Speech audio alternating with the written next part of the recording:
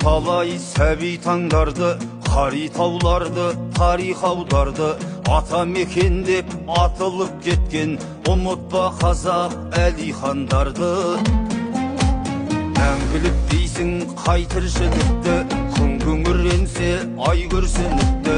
Қазақ газетін қанымен жазған ұмытпа қазақ Байтұрсыновты. Жұртыма жетпей бір бақыт қалды, кім ұстап тұрар бұл уақыттарды.